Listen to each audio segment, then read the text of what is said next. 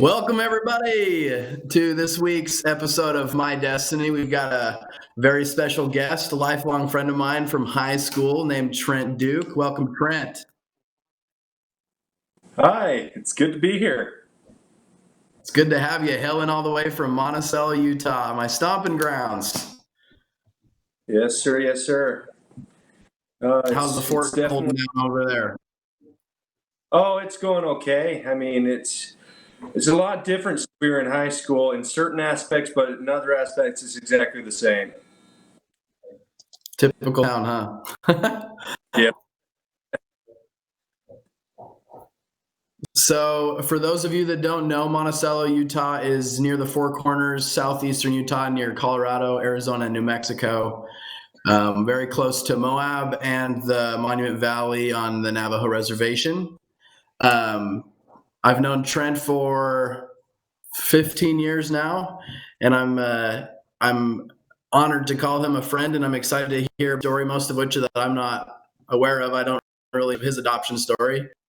But first, Trent, tell us about yourself, what you like to do, where you're going in life, what your goals and asks are. Well, I guess kind of who I am is, like it says right down there, I'm the assistant fire warden for San Juan County, Utah. I really enjoy my job. It's a wonderful job. Being able to fight fires has been a wonderful opportunity for me, and to be able to help those in my community has been great. I think that's one of my biggest hobbies is being able to help those around me, and I definitely appreciate the opportunities that the state has given me to pursue this goal that I've decided to turn into my lifelong career. Oh, that's awesome. What got you into firefighting? Well, truthfully, I got home from a mission with the Church of Jesus Christ of Latter-day Saints in North Carolina, and I was looking at the classified ads for jobs, and my dad told me, "Why don't you look at this one right here? It says engine crew member." And so I clicked on it, and I sent in my resume with no fire experience whatsoever. And next thing I know, a dude with a beard down to like halfway down his chest comes walking in my family's greenhouse asking for me, saying, "Are you Trent Duke, or how can I help?" He said, "I got your resume here. Your email and phone number must be your old phone number and email from before you went on your mission, but I want you on my engine crew. This is your one and only chance." And I took it, and I've been running with it now 3 years. Wow, man. Congrats. I didn't realize it's been so long. Congrats. Yeah. You look like you'd fit in with the firemen there if you're talking about your boss with a beard. Yeah, no, this is kind of part of uniform is having a bushy beard. That's awesome. This is all that I can grow. Awesome. So I've known for quite a while that you're adopted, but we never really talked. And I want you to kind of open up to our followers and share every detail that you're willing, just about your experience and what it was like growing up.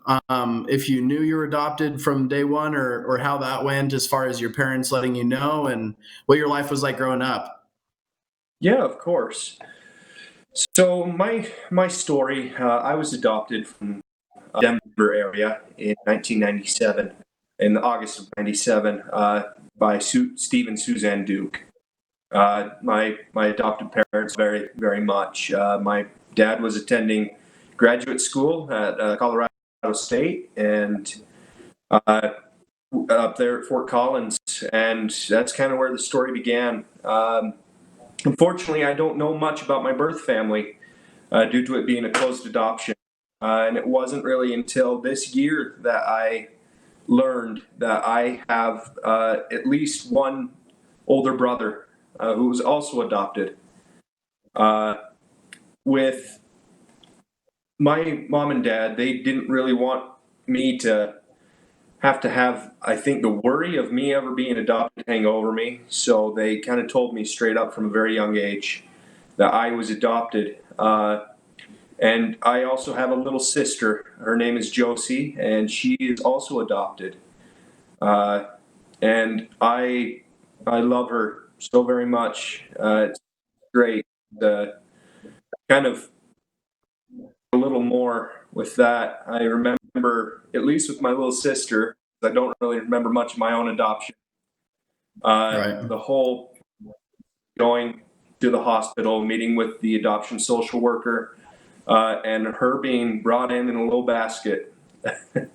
And we took her on home to Heber City, Utah, where we were living at the time. And well, I guess we've stuck with her ever since. That's awesome. And is her adoption closed also? Yes, it is. Awesome. And if you don't mind me asking, what led your parents to adopt, and how did they find you? So the number one reason why my parents chose to adopt was my mother at a young age had severe appendicitis that caused her not to be able to have children. And so, Dad, while they were up there at Colorado State, they decided they wanted to have kids. That was always a goal of theirs, but the only problem they really had was through social services and their adoption program, which is, I believe, now since been cut.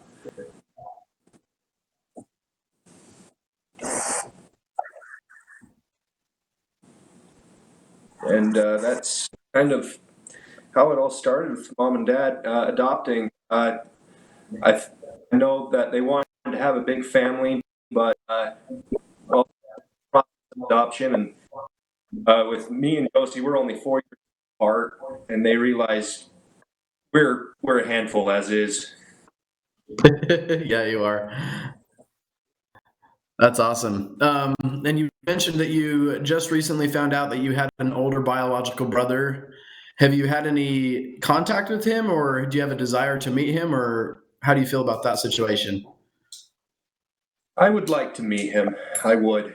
Um, it's just one of those difficult things of finding out information with a close. I don't. All I really have is birth mother's first name. We don't even have a name for my birth father. So it's kind of difficult to be able to navigate those waters to be able to find him or even birth mother. Gotcha. And so, how did you hear about that you had an older biological brother? Well, it's always been a question of mine to know if I had siblings out there. Dakota and I have a mutual friend by the name of LaRose, whose father found out, I don't know, maybe somewhere 10 years ago, he has a few siblings. And that kind of gears going in my head about wondering if any siblings out there. And so it was on Mother's Day this year. My mom and dad sat me down and they asked me, Trent, do you have any questions? But I asked, do I have any siblings? I said that we know you have a brother. Years he was adopted too. Oh, so he was adopted as well. Yes. Gotcha. And what about your little sister's story? Since I'm the exact same way as you. My sister is 3.5 years younger than me, so I definitely remember her adoption much more than my own. My parents picked me up from the hospital when I was born. So I want to hear your experience and your thoughts growing up and knowing that you guys were adopted and how that affected you. I know for me, anytime I was in a new class or a new group, they said to tell us something interesting about yourself. And I was always like, I'm adopted. That was it. And a lot of people didn't think it was as interesting as I did, but they weren't adopted. So yeah, tell me about your childhood growing up. Did you feel comfortable? Did you ever feel like left out or anything? As far as adoption affect that and your experience and your relationship with your sister as well? Growing up, I don't think it really affected me as much as I think. I mean, Cody, you knew me growing up. I was kind of an off the wall child at times, and I don't think it affected me too much. I knew in my heart that Steve and Suzanne Duke, my mom and dad, and that they were the only mom and dad I had ever known. So I didn't necessarily have that kind of pull towards anyone else. Right. And my relationship with my little sister has been that as if we were biological. I mean, there's been no question. I love her with all my mind and heart. She's my sister through and through. That's awesome. And was she adopted from the Denver area as well? No, she was actually adopted from here in Utah, I believe, up in Layton. Cool. And you said hers is closed. Did you guys know any information about her bio family, or do you guys have any relationship with them, or are you both pretty closed adoptions? We're both fairly close adoptions.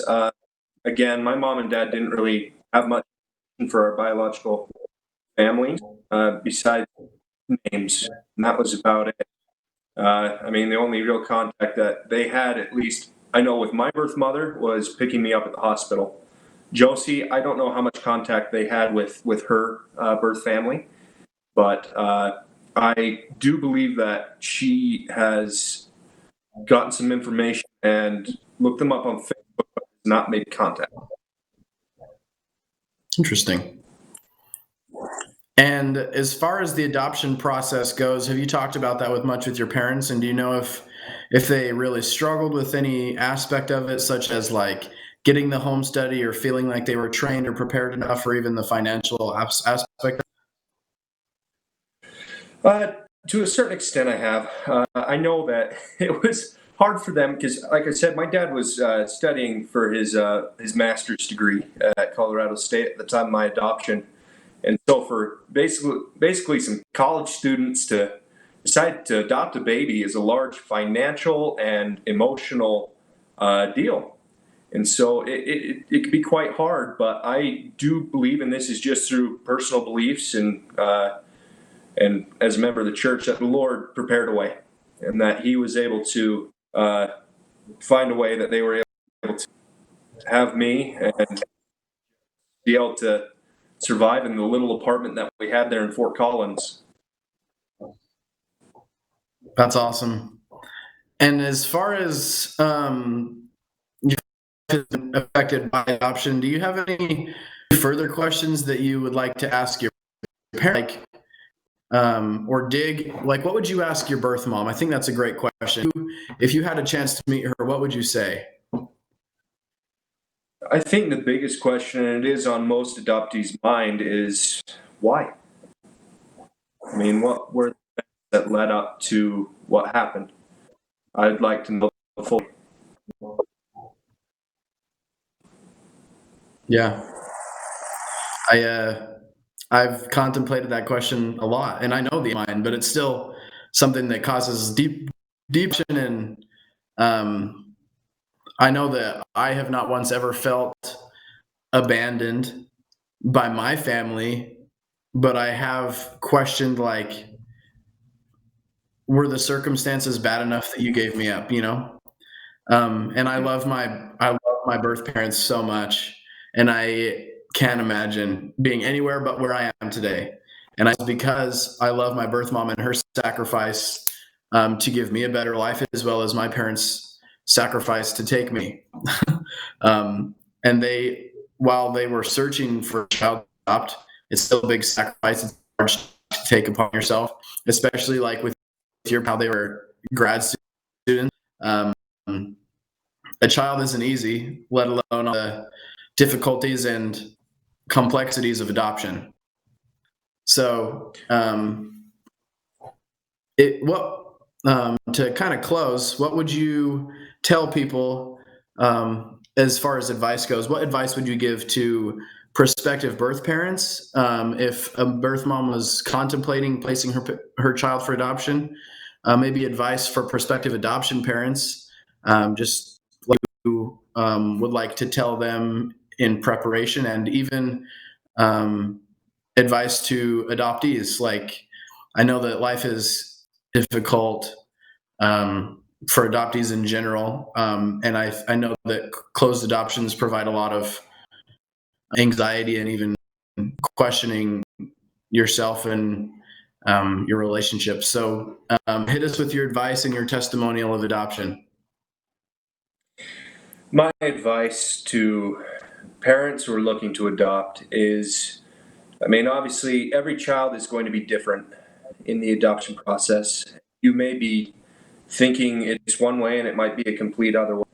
But the number one thing that, at least for me, that I've come to realize with my parents is that I'm not perfect and they aren't exactly perfect either, but it's the love that you're able to provide is what can make an adoption become a permanent, lifelong family. And I am absolutely grateful for the love that my parents have been able to give me and to my little sister and all that.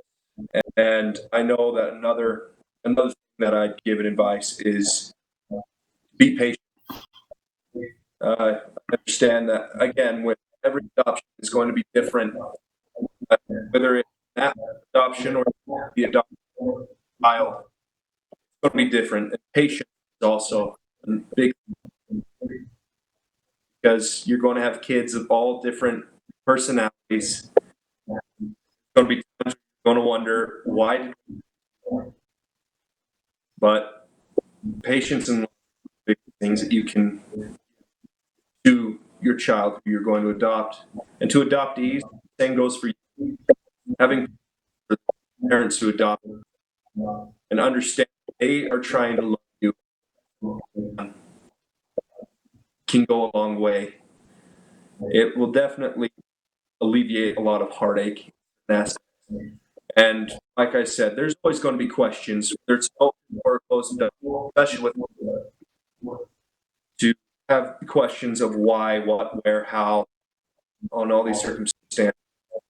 Obviously, attempt to talk to your parents and try to get the information you can and extrapolate what answers you can with their help. It'll help a lot what questions you have. You might feel afraid to ask them these questions because you feel it might hurt, as I thought it hurts if I asked certain and they love you and are willing to ask questions and help you through what the process is going through. That's awesome. Thanks so much, Trent. Your friendship means a lot to me.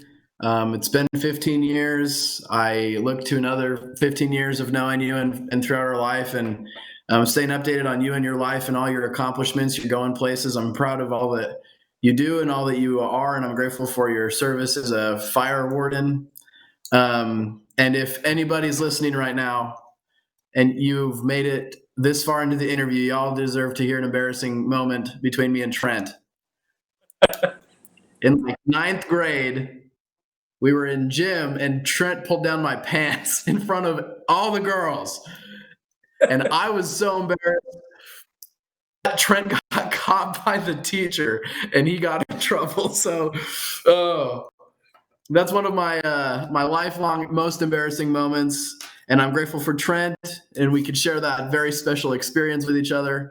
But I also have been very grateful for my friend Trent throughout my life. It's kind of weird. Adoption isn't that different. Like you can have an adopted kid in class, and he has a family just like you do.